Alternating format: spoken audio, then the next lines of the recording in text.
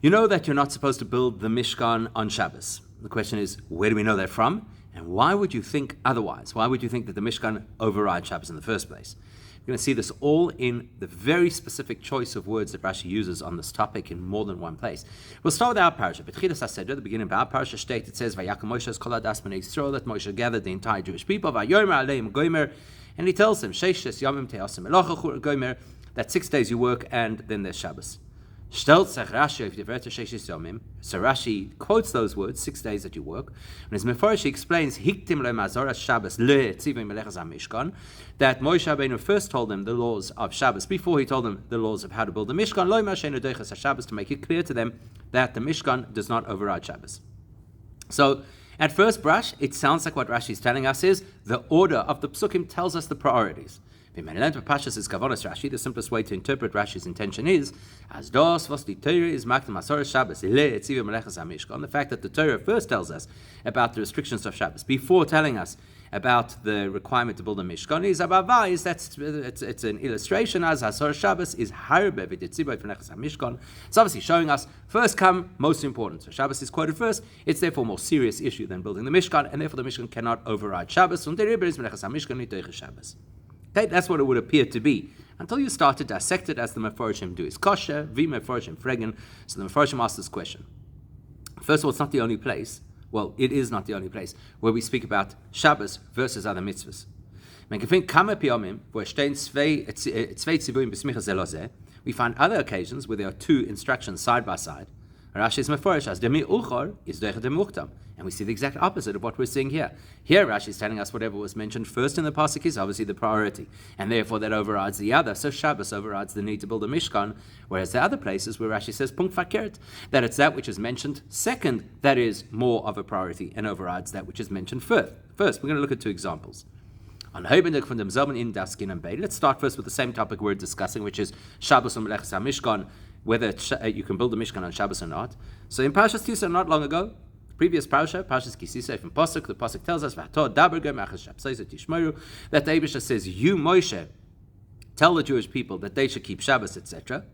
But the Torah is makdim dem tzivoy melechas hamishkan faras Shabbos. In that parasha, first the Torah tells us a whole lot of things related to building the Mishkan, and only after that the instruction about Shabbos. It's Rashi Meforish. Rashi explains,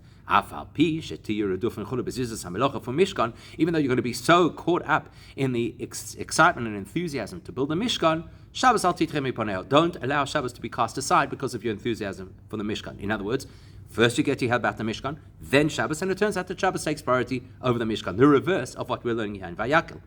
Another example on a different topic, Al Derech Zevait and Parashas Kedoshim state. Later on in Parashas Kedoshim, we're going to learn about respect for parents. And the pasuk says, Ishim aviv tiro, that a person should respect or be in awe and revere their father and mother. And straight after that, and keep Shabbos. So again, Rashi is the one who points this out to us. That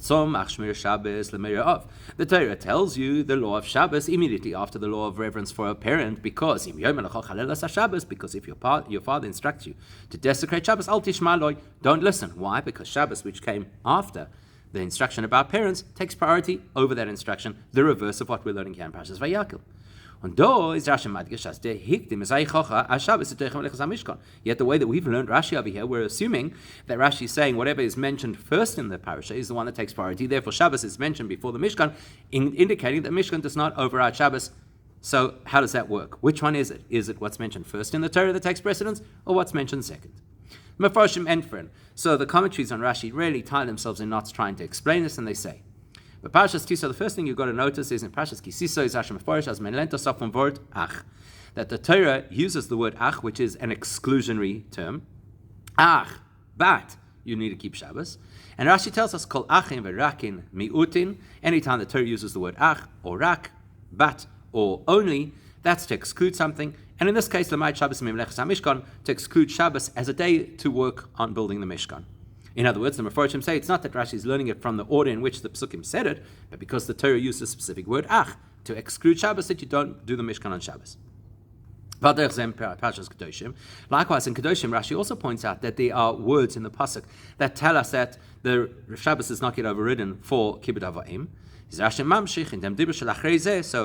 in the next one, after he says Ishim Oivav Torah and explains it, then he continues. The pasuk says Ani Hashem Elokeichem, I am Hashem your God. So says Rashi, that means you and your father both have to. You're responsible for my honor. Therefore, you don't listen to your father to neutralize or to excuse something which I've told you to do, in this case, Shabbos. Das heißt, as in the Beide Fallen, in other words, Rashi is pointing out in both of these occasions, say them for Hashem, was mir da ankommen zu die Wörter ach und Ani Hashem Elokeichem, you need other words. In the first case, the word ach, in the second case, Ani Hashem Elokeichem. Zu bewohnen, Shabbos werden nicht nitche vom Lech Mishkan in Meira of, in order that we know that building the Mishkan does not override Shabbos, and reverence for a parent does not override Shabbos. Special words in the pasuk tell us that. Is therefore gufa verstandig. So the Mefarshim say that tells you already what you need to know, which is as adrabah, that it's exactly the opposite of how we originally thought. Bechlal is the mukdam doiche de meuchar, like Rashi says in our parasha, whatever is stated first in the parasha, that takes priority. And don't get distracted by the fact that in Kisisa and Kedoshim, that which comes second in the parasha takes priority. Always that which takes priority comes first. Therefore, had the Torah not used the word ach in Parashas Kisisa, and in Kedoshim had it not used the words I'm Hashem your God with regards to reverence for a parent, we actually would have concluded that the general principle applies. Whatever is mentioned first takes priority, and we might have thought that the Mishkan takes priority over Shabbos, or that parents take priority over Shabbos. As Valdit Sivoim Mishkan and made of Stein Free Shabbos, I didn't say Teicha Shabbos, and I would have thought whatever's mentioned first in the pasuk takes priority. Sounds like a great answer until you actually think about it.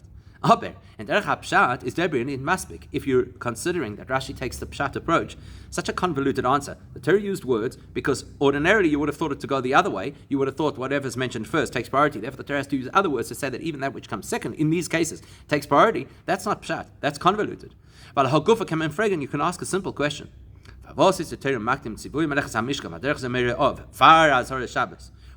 first tell me the mitzvah of building the Mishkan? Or in Kedoshim, first the mitzvah of reverence of a parent. And then, and as a result of that, you have to use special words. Ach, to say, no building a Mishkan on Shabbos. Ani Hashem Elokeichem, rather respect me over your parents. You know how much easier it could have been? Could have just followed the general principle. First tell me about Shabbos, then tell me about building the Mishkan, or about honoring parents, and I would know that Shabbos is mentioned first, it takes priority, if that's the general rule. And then I would know that Shabbos takes priority over making the Mishkan or honoring parents, and I wouldn't need the extra word ach or the extra words Ani Hashem Elokeichem. Unless, of course, it's a fun mashma that actually tells us as von Kedima allein kämen nicht ablehnen als der erste Zivis durch den zweiten, that the order in which Psukim tell us the instructions in the Torah is not good enough to tell us which one takes priority. Because if it were that simple, Torah would have done it in the case of Kedoshim, Ishim of Tiro, and in the case of Pashas Kisisa. Nor, medaf haben amiyat velimud mefayrash. But clearly the Torah is showing us that actually if you want to qualify which mitzvah takes priority over the other, you have to tell it to me clearly, using the word ach, or using the word Ani Hashem Elokeichem. You need something clear to teach it. Which brings us to the question here in Vayakhel, where Rashi seems to say quite simply, here Rashi seems to be saying, well, because Shabbos was mentioned first, that's enough reason to say that it takes priority over the Mishkan. Well, who says that's the case? It appears from other occasions that the Torah has to tell us which one takes priority. So now the Mefarshim are going to tie themselves into even more knots. The Mefarshim get into very elaborate and diverse explanations of trying to explain why Rashi arrives at this conclusion, in this case, that because Shabbos is first, it automatically takes priority. To work out all kinds of rules about when the first thing mentioned is in fact what takes priority. But as the Rebbe has mentioned multiple times, Rashi doesn't get into that level of complexity when he's speaking to a 5-year-old. Rashi hat geschrieben sein Pirush al Aterin Signon als ben Chamish Mikre soll können verstehen Kavonas Rashi von seine gezählte Werte. Rashi's intention was that in his very well-crafted, succinct approach to his Pirush, even a child who's 5 years old should be able to understand what's going on without getting all these elaborate, complex explanations like these Mefarshim are giving. Aber fragt, As man ihnen sehe, ist a größer Shakel Time for Rashi mit verschiedenen Tirutzim, especially when you consider that here we're dealing with a whole slew of different Mefarshim, giving a very broad range of different answers. It's really a stretch to think that Rashi's intention was at least at the pshat level, which is the entry level, which is the primary focus of Rashi's interpretation. You can't say that Rashi had all of these things intended for us to work out. And especially to consider, Rashi doesn't even tell us which of these explanations is the one he wanted to use. He just leaves it up for our research. That is not Rashi's style. Therefore, we have to conclude logically, as beim Lernen die Wörter von Rashi atzmam, it's als Muvon umuzbar. You have to analyze Rashi's words properly, because everything will be clear once we pay attention to his words, and his words are carefully chosen, as we'll see in just a moment. Instead of having to have these elaborate explanations for the questions, we can illustrate that there's no question at all in the first place, and it's a really simple explanation once you see it.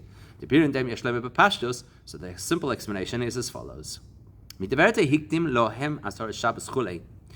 uses these words, that he, Moshe, presented first to them the laws of Shabbos, to tell us that working in the Beis Hamikdash, or Mishkan in this case, does not override Shabbos. Is Rashi nicht oisen zu sagen? Rashi's intention of here is not to tell us as von dem was die Torah is do macht dem Asor Shabbos, fahr dem Sivim Lechas HaMishkan, lernt man ab dem Din. Rashi's not suggesting that we learn this halacha that you cannot build a Mishkan on Shabbos from the words in this pasuk and the order in which the pasukim are put. As Lechas HaMishkan is nicht durch Shabbos, that you cannot do Mishkan work on Shabbos. You know why Rashi's not using the pasukim to tell us that? Because he doesn't have to. We already know this halacha. Because we have already seen in Parshas Kisisa that the Torah has told us clearly that building the Mishkan cannot override Shabbos. We have Hashem instructing Moshe that in spite of the fact that you're building the Beis Hamikdash, there's an exclusion. You have to keep Shabbos. You may not build the Mishkan on Shabbos. Rashi's done Mefarsh can see base, as we've already quoted. Rashi tells us this, that Lama'et Shabbos Memlechas HaMishkan, the Torah wants to exclude Shabbos from being a day that you produce the Mishkan. Once this movement may love, it goes without saying. As an Torah that zelt noch beparasha saying Moshe hat übergegeben in die Tzivuim auf Shabbos Melechas HaMishkan. It goes without saying that now in our parasha, which is actually describing how Moshe conveys this information to the Jewish people. Parashas Kisisa is Hashem's to Moshe. Now Moshe is speaking to the Yidden. Is das given genau kommen il Parashas Tisa, as er gesagt in das Melechas HaMishkan is nicht durch Shabbos. So it follows logically that David told Moshe that building a Mishkan does not override Shabbos. So clearly Moshe must have shared that with the Jewish people. Now the diuk do is what's caught Rashi's eye over here is hikdim lohem asor Shabbos chulei. The Torah is telling us that when Rashi told these two halachas to the Yidden, Melechas HaMishkan and Shabbos, he put Shabbos first. This is not discussing the order in which Hashem instructed that information to Moshe, because that was actually Mishkan first, and then Shabbos. Now, here the Torah is recording how Moshe first told about Shabbos before telling the Yidden about the Mishkan, and that is what raises Rashi's curiosity. By Rashi and Shishler, it's difficult for Rashi to understand. When the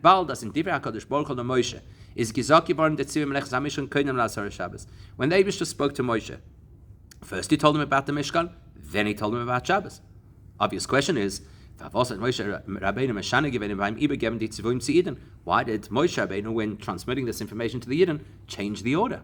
Hikdim lohem asar Shabbos chulei. Those are the words that Rashi says. Hikdim, he prioritized or preceded Shabbos. Lohem, to the Yidden. That's Rashi's question. He's not saying that the fact that the Torah puts Shabbos first automatically gives a priority, because that's not how Torah works. We need a limud to know which of two instructions takes priority. The question is, why did Moshe convey the information to the Yidden in a different order to how Hashem conveyed it to him? And if they meant for Rashi, so Rashi explains why he did that. To be clear that building the Mishkan does not override Shabbos. Because Moshe had the responsibility to tell the Yidden that building the Mishkan, as important as it is, does not override Shabbos. Information that Moshe received already in the previous parasha, Parshas Kisisa. Because his responsibility includes telling them you cannot desecrate Shabbos to build a Mishkan, that's why when he tells them these two laws, he starts with the law of Shabbos. In other words, Besides the obvious, that the Eibusher said, tell the Yidden that they cannot build the Mishkan on Shabbos. That means Moshe told the Yidden, in no uncertain terms, you may not build the Mishkan on Shabbos. Is Bahisafo Lozeh over and above that, in order to make it so clear and powerful for the Yidden how careful we have to be about Shabbos? Moshe added another layer of emphasis, which was first tell them about Shabbos and then tell them about the Mishkan, so they'll know clearly just how cautious we have to be about Shabbos. When you understand that, then all of the arguments about why it is that here Rashi is saying what's mentioned first in the pasuk takes priority, but in the other two occasions it doesn't, that's all irrelevant now. All our questions we had about the incongruency between this parasha and what he says elsewhere, weil in unserer Seder redt Rashi bechal nicht wegen dem Libun von Vanem Beis as Melech Mishkan einer doiches Shabbos, because Rashi says this parasha is not on the subject of how I know that building a Mishkan does not override Shabbos. Und ja schlimmer als ein Nachanami, als von Kdimo ve'irchu bekosu, kann man nicht ablehnen an der Chapshat, als der Mukdom is Machria und ist der Meuchar. And the truth is, Rashi is not suggesting, and in any of his interpretations, that because something is mentioned first in the pasuk, that automatically gives a priority over whatever else is mentioned in the pasuk. That's not the case. You always have to have a specific limud to tell you out of two adjacent instructions which one takes priority. That's not what Rashi is discussing here. Rashi is discussing how Moshe conveyed the information to the Jewish people and highlighting that Moshe deliberately changed the order from how Hashem told him, so it would be abundantly clear to the Jewish people that Shabbos takes priority and you cannot build a Mishkan on Shabbos. Now the question is, why do you have to make such a big fuss about this? Move on, we still have a question. When the Eibusher told these instructions to Moshe, the Eibusher didn't feel that he had to make that great emphasis of first telling the laws of Shabbos before telling the laws of the Mishkan. Because the Eibusher was clear. Ach is an exclusion that excludes Shabbos as a day that you may not build a Mishkan. That's good enough for the Eibusher. Why does Moshe need more? Why does Moshe now have to add a layer of emphasis by first telling them the laws of Shabbos before getting into the Mishkan? Und damit Meshana sein dem Seder Zivuim, wie es seinen gesagt geworden der HaKadosh Baruch Hu. And Moshe is doing something very much out of character and seemingly almost inappropriate to change the order in which the Eibusher told him that information. Why? Why is it not good enough just to say, Ach? Ach means you cannot build a Mishkan on Shabbos. Finished. End of story. To understand that, we've got to look at other information that Rashi provides for us. That information lies in Rashi's commentary on Pashas Kisiso, which we've obviously already learned because it's the parasha before this one, where the pasuk told us, "Ve'ato," and you, Moshe, speak to the Yidden, telling them, they have to keep Shabbos and Shabbos to the exclusion of building the Mishkan on Shabbos. Rashi stellt sich in the ersten Dibra Maschil, so Rashi's first heading that he comments on that pasuk, he quotes those words, and you should speak to the Yidden, on his Mefarish, and explains something really interesting that we probably wouldn't have noticed. Even though I have appointed you, Moshe, to instruct them about building the Mishkan, don't take Shabbos lightly to think that perhaps you could override it because of the very important job of building the Mishkan. Okay, why is Rashi saying that? We're going to have to explore it. Vaita is Rashi Meforish, and then Rashi takes the next words in the pasuk, which are and you should keep my Shabbosim. Says Rashi, even though you're going to be chasing and enthusiastic about the excitement of this work to build the Mishkan, Shabbos al titche miponeho, don't allow Shabbos to be overridden because of it. And then he gives us the practicality called achin chule, that any time the Torah uses the word ach or rak, it's to exclude something, in this case to exclude Shabbos from a day of building the Mishkan. So from Pashas L'Shein, Rashi is muchoch. It's very clear what Rashi is doing over here, that these are two different instructions or warnings. As Mishkan, Zolni Teichas and Shabbos, both with the same message that you shouldn't override Shabbos to build a Mishkan. So why do you need two? One is derived from the word ve'ata, which is not apparently necessary in the pasuk. And it's said from miut ach, and the other from the word ach, which is generically used as an exclusionary term. Says Newton, move on. There's a bunch of questions we have. Number one, aleph, fregen, as the commentaries on Rashi say, why do I need two different explanations that essentially bring us to the same point? You may not override Shabbos to build a Mishkan. Why do I have to know that it's ve'ata and ach? Question number two, beis. Okay, so that word ve'ato and you, how does it tell us this information? How does it tell us as that you shouldn't take Shabbos lightly and then think you can override it because of this important work of building the Mishkan? Where do you see that in the word ve'ato, you? And also, ich dann verstehen der Arichas Loshen von Rashi in die zwei Pirushim. Rashi seems to use so much language over here that doesn't seem all to be necessary. Und die Shinuim zwischen sie. And there's difference in the way Rashi effectively tells us the same message in his two different Rashis, in the same pasuk. So we're going to identify three nuances. Aleph number one. What's Rashi saying? Even though I appointed you to instruct them about the Mishkan, what else does Moshe do all day? It makes it sound like Moshe is now giving it a special job to tell the Yidden to build a Mishkan. The whole of Judaism is Moshe's job to convey to the Jewish people. What's the big chap? That this particular mitzvah he has to be appointed to do. Question number two, base. Don't let Shabbos be light in your eyes and therefore think you could override it. Why doesn't Rashi just say simply, don't override Shabbos? Or some other language that conveys the same message. In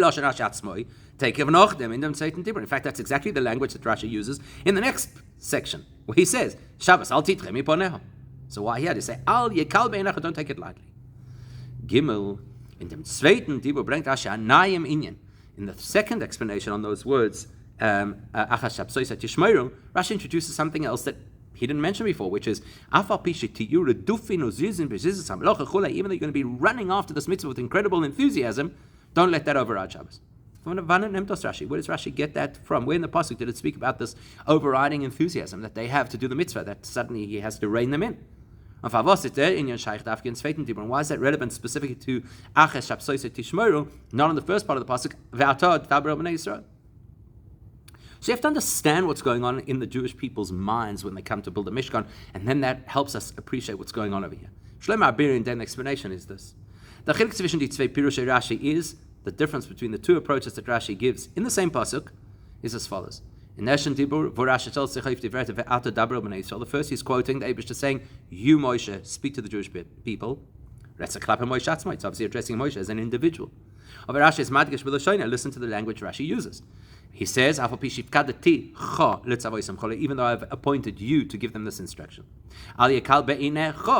You, in your eyes, should not take Shabbos lightly. So the first instruction is clearly an instruction to Moshe as the teacher. Where's the second expression? In the plural, you should keep Shabbos. That's Rashi b'shaychus b'nei Yisrael. So Rashi is interpreting that obviously as an instruction that's going to affect the entire Jewish people. Even though you, in plural, the entire Jewish people, are going to be chasing this mitzvah with incredible enthusiasm, don't let that override Shabbos. Why two instructions? Das Gufa is the time for us design and notig bei der limudim. Well, firstly, that illustrates to us why there have to be two ways to interpret this pasuk. It's a completely different story when you have to warn Moshe Rabbeinu that Shabbos should not fall to the side because of building the Mishkan. That's completely different to how the same message is conveyed to the Jewish people. Rashi is as madgish durch die Shinui L'shonos in die zwei Diburim, which is why Rashi uses very different language to highlight for us that there are two very different issues at hand over here and two very different approaches. So the Asbarim then explanation is as follows. Why is the Mishkan so exciting for the Jewish people? That Tzivay von Mishkan is gekommen like Rashi. Rashi is of the view, even though there are other Rishonim who disagree, that the instruction to build a Mishkan was nach der Slichai von Chet HaEgel after Yom Kippur, after the Jewish people had already been forgiven for the Chet HaEgel Azov. While the Mishkan is Rashi is Mefarish, and Rashi explains the Mishkan is actually the symbol of the fact that they'd been forgiven. Eidus Yisrael, the fact that they build a Mishkan is a testimony to the world, or at least to the Jewish people. Shevitelem HaKadosh Baruch Hu Ma'aseh HaEgel, that David has now excused them for building the Egel Azov.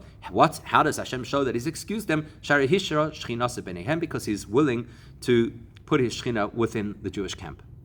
On those, that explains where Rashi is coming from when he says, even though you're going to be chasing and running after this opportunity to build the Mishkan, still, Shabbos al titre miponeo, don't let that override Shabbos. What's he concerned about? The is the concern we have about the Yidden. It's not chas v'sholem that they're going to make the wrong decisions, halachically. We're not going to think that they would decide of their own accord that the Mishkan is so important that it takes a priority over Shabbos. Because really simply, we do not suspect that the Jewish people would decide an halachic concept of their own that building the Mishkan overrides Shabbos. And we trust that they would have asked Moshe the halacha, and how they should have behaved on Shabbos. So we don't suspect that they're going to take the law into their own hands. So what are we concerned about? No. The fact that they know building a Mishkan and then having the Shechina in that Mishkan is now the sign that Hashem has forgiven them from the Chet HaEgel. Then,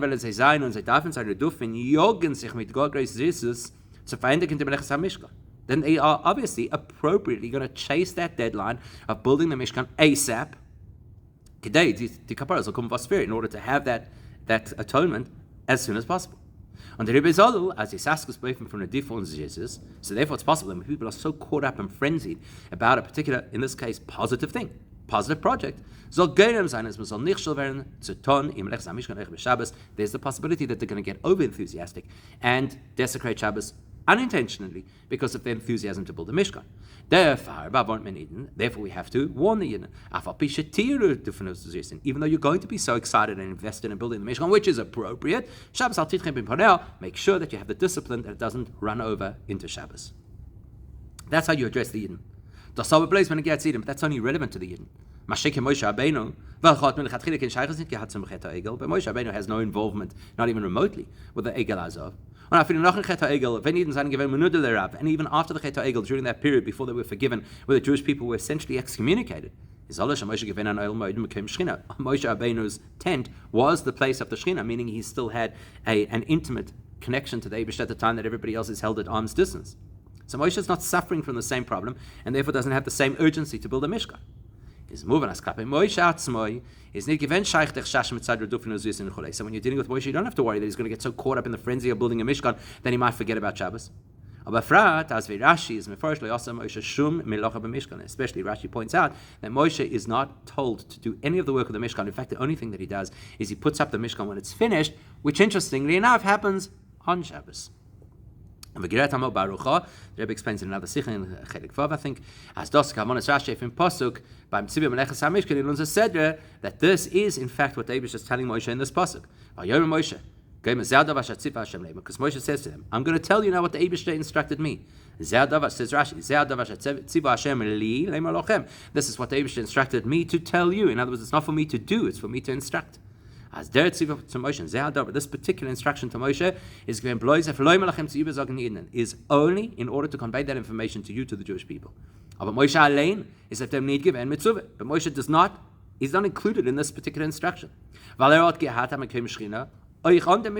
need a Mishkan because he already has a place to house the Shechina in his own oil moed without the Mishkan, so it's not for him. So therefore, what is the instruction or warning to Moshe?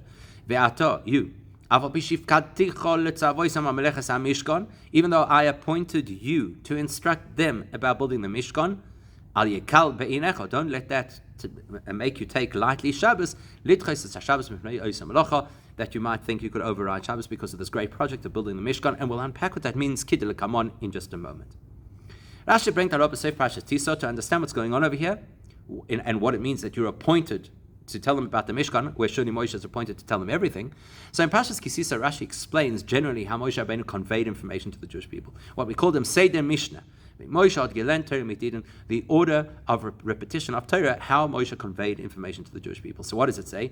Nichnas Aaron would come in Shanal Moshe Pirkei. Moshe would teach Aaron alone that particular section of Halacha or Torah. Nichnas Ubanav Shanal Lehem, then Aaron's sons would come in and he'd repeat. Nichnas Zkenim Shanal Lehem, then the Zkenim would come in, Moshe would repeat again. Nichnas Kolam Shanal Lehem Chule, and then everybody would gather and Moshe would repeat the information again. Says Rashi, Nimtza B'yad Kolam Aleph Echad. So the whole Jewish people hear the information once from Moshe. B'yad Askenim Beis, the Skenim heard it twice from Moshe. B'yad Bnei Aaron Shlosha, the children of Aaron heard it 3 times from Moshe. B'yad Aaron Arba V'chulei, and Aaron heard it 4 times from Moshe Rabbeinu. And then Rashi says something important, Ki de Isa Be'erevin, as explained in the Gemara Erevin. Now, whenever Rashi refers to a source, it's because there's more information in that source that will help to clarify what's going on over here, and that's exactly the case here too. The time for us Rashi is Moise v'chule kedisa be'erevin. The fact that Rashi leaves it with an etc. and refers us to erevin is yeshloimar, as the mitmerames if the hemshech Gemara.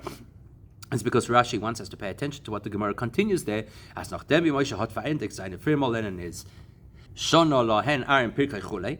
So the Gemara there continues. After Moshe repeated 4 times to the different groups, then Aaron would repeat the information to the rest of the gathered people. Then Shonalen Bona Pirkon Chule, the sons would repeat to the Skanim and to the nation. Shonalen Skanim Pirkon, and the Skanim would repeat to the whole nation. The reason Rashi needs us to know that information is because without it, we have a glaring question in Pshat. Wie kommt es? As Aaron soll davon hören viermal, doesn't make any logical sense that Aaron should have to hear the information 4 times from Moshe Rabbeinu. Of Arbonam is genug 3 mal, but his sons only needed 3 times. For the Skenim 2, and the Skenim only needed twice. Of our Kol Hom Blaze Einmal, and the whole nation only needs to hear this information once. It's completely opposite to logic. Logic says the Amcha probably need the most repetition. Therefore, when you read the rest of the Gemara, it makes sense. Everybody got to hear the information 4 times. It's just that Moshe didn't repeat it 4 times to all of the groups. There was a different mechanism in place, but everybody got to hear it 4 times. Now, Pisa kommt tois. So it's pretty clear from here that any other mitzvah, the Jews heard not only from Moshe Rabbeinu, nor from Aaron, Ubana ve'askenim, they also heard that information repeated from Aaron, his sons, and the Skenim. That's what Rashi wants to clarify is different in this case. Here, the Eibishter says, I'm appointing you and only you to tell them the instruction about the Mishkan. As das übergeben zu dem Zvi Melech Mishkan is nicht given, Leuten say the Mishnah. That the way of conveying the details of the Mishkan did not follow the normal way of transmitting Torah. Now, we did tell Bereish Parasha Seinu, but as our Parasha points out in the first pasuk, Vayakhel Moshe's Kol Adas Bnei Yisrael Vayomer Aleim, that Moshe gathers immediately the entire Jewish people and tells them about Melechus HaMishkan without going through all the other steps. Moshe had geret zu allen b'shaveh on chilukim zwischen Aaron, Bonav, Askenim, and Kol Ha'am. This is an occasion when Moshe speaks to everybody equally without distinguishing between Aaron and his sons, the Skenim, and the rest of the people. Now that you know that, therefore Rashi, commenting on that instruction, says, you Moshe Rabbeinu, even though I've given you this unique role that you tell everybody directly about building the Mishkan, don't take Shabbos lightly. Seeing that the instruction system for the Melechus HaMishkan is unique, it's all Moshe Rabbeinu in your hands, anders von andere Tzivuya HaTorah, different to any other mitzvah in Torah. Moshe could think, as the Melechus HaMishkan is Akulo in Shabbos, because this is the one mitzvah that I have to give to the whole Jewish people directly. Maybe it is so important that it overrides the even something like Shabbos. Maybe I can be a little bit more lenient about Shabbos. So and therefore you have a svara to say, you know what, we could even excuse Shabbos in order to build the Mishkan. As vetem sein gring, tzedech sein Shabbos to Melechus HaMishkan, might be easy for him to come up with an argument to put Shabbos on hold in order to build a Mishkan. Therefore, ba'avarent minim. Therefore, the Eibishter instructs him, al yekal beinecha chulei, don't take Shabbos any more lightly in this context. As only fair in Akula in Shabbos, that you shouldn't think Shabbos is in any way less than Melechus HaMishkan, because Melechus HaMishkan, you have to control the entire education of the Jewish people, whereas Shabbos you could bring other people on board. And that is how you answer the question, where do you see in the word ve'ata that this is the message? How is it that those words, that you are the one who has to tell the Yidden about the Mishkan, tells you that there's a suspicion he might take things lightly? Moshe allein, durch Moshe, also ich der Zivit von Shabbos darf sein, ve'ata daber b'nei Yisrael. So the Va'ata over there is not just talking about the Mishkan. It's actually talking about the instructions about Shabbos as well. Moshe allein soll dem dos sagen alle in Vayakhel. That Moshe has to tell the Yidden about Shabbos also in the same gathering, as he's been appointed to tell them about the Mishkan. Go back to the beginning of the parish and you'll see that that's exactly what happens. The first thing that he has to tell them is about Shabbos in the same gathering which is uniquely identified for giving them the instructions about the Mishkan. And that's exactly what Moshe did, as our parasha describes. He gathered the Yidden. The first thing he had to tell them, 6 days you have to work, but the 7th day, nothing. is mudgish givoren to Moshe and Shabbos is in Kal Beisev and Shahu Legabe Melechas HaMishkan. Well, the fact that Shabbos is now incorporated in that same big public announcement that is reserved for the Melechas HaMishkan tells you that Shabbos is definitely no less than Melechas HaMishkan, and therefore building the Mishkan, important as it is and enthusiastic as the Jews are to do it, cannot override Shabbos. And now finally we can answer the question that's been undercurrent in this whole conversation. Well, why in fact are the other instructions with Shabbos after the primary instruction, yet here Shabbos is put before Melechas HaMishkan? In Parshas Tisa, Parshas Kisisa is Hashem telling Moshe about the Mishkan and about Shabbos. First he gets told about Mishkan and then Shabbos. Why? Because the main information conveyed at that point to Moshe Rabbeinu is about the Mishkan. Shabbos we've already been told before. On Hazara Shabbos, and then there's a caveat, which is when you tell them about the Mishkan, ensure that it doesn't override Shabbos, because we still have to respect Shabbos. The first statement is Mishkan freer, and therefore it's logical that first you talk about the Mishkan, because that's the most important thing on the agenda, and you bring Shabbos in just as a clarification. Mashenkin and Unza said our parish is coming from a different perspective. Now we're not talking about the Abisha speaking to speaking to Moshe. We're talking about Moshe instructing the Jewish people in this great gathering. Atem the Abisha shein angesagt by Parshas Tiso as a dafim in Bavornen. Rashi, the Abisha has already told them in Parshas Kisisa that you have to ensure that the Jewish people are clear. Nit not dem din as Melechas HaMishkan is nit deicha Shabbos. Not only that, halachically building a Mishkan does not override Shabbos. No, more than that, as afal pishetiyu it davsan that even though it's appropriate to be really enthusiastic about building the Mishkan, redufin uzruzin chulei, chasing the opportunity. In that context, in that flurry, they have to be conscious of not breaking Shabbos. Okay, to make that absolutely clear, you first have to tell them about Shabbos so that you say, I'm about to share with you this really important, very exciting concept, but before that, let me just be clear, Shabbos takes priority. That will help the Jewish people always have Shabbos as their top priority, taking precedence even over Melechas HaMishkan, over Meileven, sie ständig gedenken und sein Säure, they'll always remember and they'll always be cautious, even when they are so enthusiastically building the Mishkan, as das Toni Tonin and dem Shabbos in Hashem, that it shouldn't in any way undermine Shabbos. And that, of course, is something we have to be very clear about in our own lives, that even really holy things do not override Shabbos. And it also should make us think about Yom Shechol Shabbos and Menucha, the time of absolute Shabbos, how important that is, and there should be nothing in the world, chas v'shalom, that should interfere with or override it being manifest and coming right now.